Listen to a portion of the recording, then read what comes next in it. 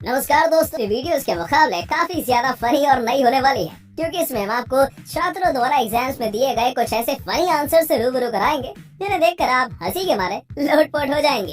तो चलिए शुरू करते हैं। ये बच्चा तो सच में गजब निकला यार, क्योंकि जब क्लास टेस्ट के दौरान इसे क्वेश्चन मिला कि 1857 की क्रांति पर प्रकाश डालिए, तब इसने इस सवाल का बहुत ही मजाकिया ढंग से जवाब दिया। देखिए कैसे इसने अपने आंसर में सबसे पहले बड़े बड़े अक्षरों में 1857 की क्रांति लिखा, साथ ही निकलती हुई रोशनी दिखाते हुए एक टॉर्च बना डाली जिसका प्रकाश 1857 की क्रांति की तरफ ही था।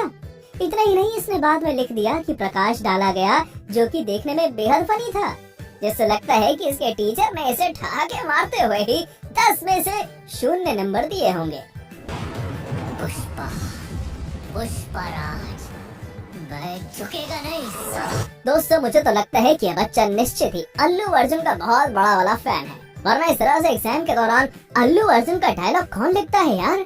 मान गए कि इससे बड़ा अल्लू अर्जुन का फैन कोई दूसरा व्यक्ति नहीं हो सकता, क्योंकि आंसर शीट को खाली छोड़ने और उस पर इस तरह से पुष्पा पुष्पराज मैं लिखेगा नहीं साला लिखने के लिए जिगर लगता है भैया, जो कि स्टूडेंट के पास है।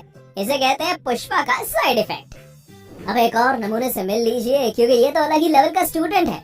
बच्चे को जब एग्जाम में ग्रेटर और लेस देन से related fill in the blank type question मिला, तब उसने उसे कुछ ज्यादा ही सीरियसली ले लिया, जिसका अंजाम ये निकला कि उसने शुरुआत में बने ग्रेटर और लेस देन के साइन के बीच में लगे और की तरह ही नीचे लिखे हुए 5 फिल इन द ब्लैंक्स में और ही लिख डाला।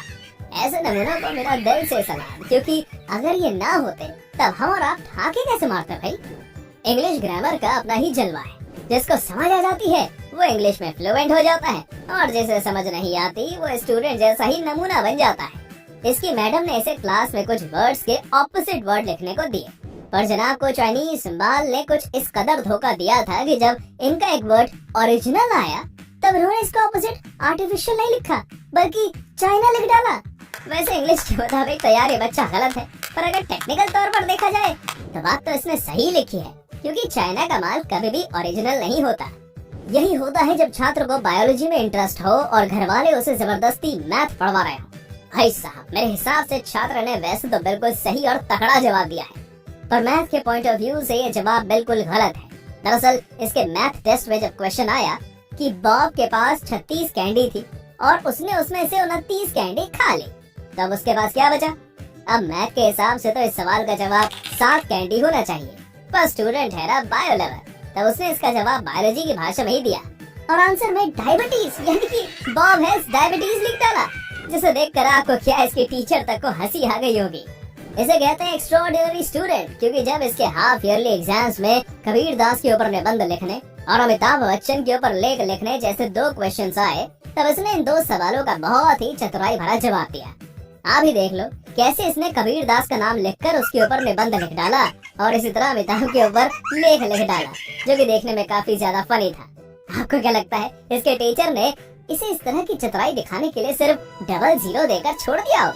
नहीं, बिल्कुल नहीं, क्योंकि इस चतुराई के लिए इसकी दम से सुटाई भी की गई होगी। टीचर से अलग और पेरेंट टीचर मीटिंग में अलग। ये बात तो हमें बचपन से सिखाई जाती है कि गांधी जी ने भारत को आजादी दिलाने के लिए बहुत बड़ा योगदान दिया था, लेकिन शायद स्टूडेंट ने गांधी जी के योगदान के बारे में बताए गए हिस्ट्री के चैप्टर को मिस कर दिया था, जिसके चलते जब इसके एग्जाम में सवाल पूछा गया कि आजादी के आंदोलन में गांधी जी का कितना बड़ा हाथ था, तब इसने उसका बहुत ही बढ़िया सा फनी सा जवाब दिया। देखिए कैसे इसने आंसर शीट पर एक बड़ा सा हाथ बनाकर लिख डाला कि इतना बड़ा।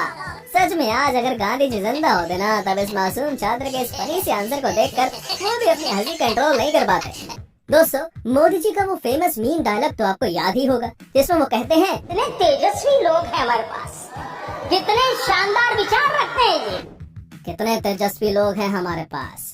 वैसे डायलॉग तो आपको याद है, पर क्या आपको मालूम है कि उन्होंने तेजस्वी आखिर कैसे लोगों को कहा है? वेल, स्टूडेंट जैसे लोगों को, क्योंकि जब इसके बायोलॉजी के एग्जाम में मॉस्किटो साइकिल ड्रॉ करने के लिए आई, तब इसने सही मॉस्किटो साइकिल ड्रॉ करने की जगह साइकिल चलाते हुए एक मॉस्किटो को ड्रॉ कर दिया, जिसे देख शायद इसके टीचर इतने ज्यादा खुश हुई कि उन्होंने इसे 10 में से 9 मार्क्स दे डाले, साथ ही गुड भी लिख दिया। पक्का टीचर को ड्राइंग स्किल्स भाग गई, तभी तो ऐसा हुआ। स्टूडेंट ने जब एग्जाम दिया तब एग्जाम में इसके 100 में से सिर्फ 7 नंबर आए। फिर क्या था, टीचर नहीं चाहती थी कि स्टूडेंट को इतने कम नंबर देखकर बुरा लगे, इसलिए उन्होंने इसे 100 में से दिए तो 7 नंबर ही, और उसे कुछ इस तरह से लिख दिया कि कम पढ़े लिखे इंसान को ये नंबर 49 लगेंगे। देखिए जरा, टीचर ने 100 आउट ऑफ √49 लिख डाला, जिसका सोल्यूशन मैथ्स में 7 ही होता है। भगवान करे ऐसे टीचर सबको मिले, कम से कम रिजल्ट देखकर एकदम से झटका तो नहीं लगता, फिर बाद में चाहे फट जाए।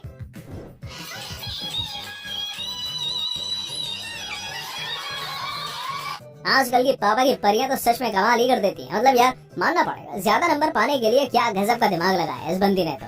वाह, ये डांस कर रही है अपने सर के सामने।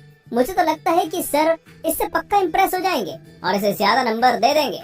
आपको क्या लगता है? कमेंट करके बताइएगा। Control control. अभी तक तो आपने दिमाग लगाकर टेक्निकली सही जवाब देने वाले स्टूडेंट्स को देखा था, लेकिन जब बात परीक्षा में बैठे नमूनों की हो रही हो, तब चीटर्स की चर्चा किए बिना तो ये बात खत्म नहीं हो सकती। स्टूडेंट को जब पता लगा कि एग्जाम में पैसे रख कर ले जाना अलाउ है, तब इसने अपना खुराफाती दिमाग लगाया और 20 और 10 रुपए के 2 नोटों को एक कागज के आगे पीछे कुछ ऐसे चिपकाया कि देखने में वो नोट ही लगे। फिर क्या था, जब ये एग्जाम देने गया तब पकड़ा गया। इसके बाद इसका नकल प्रकरण का फॉर्म भरा गया। चीटिंग करता है तू, चीटिंग चीटिंग चीटिंग करता है तू।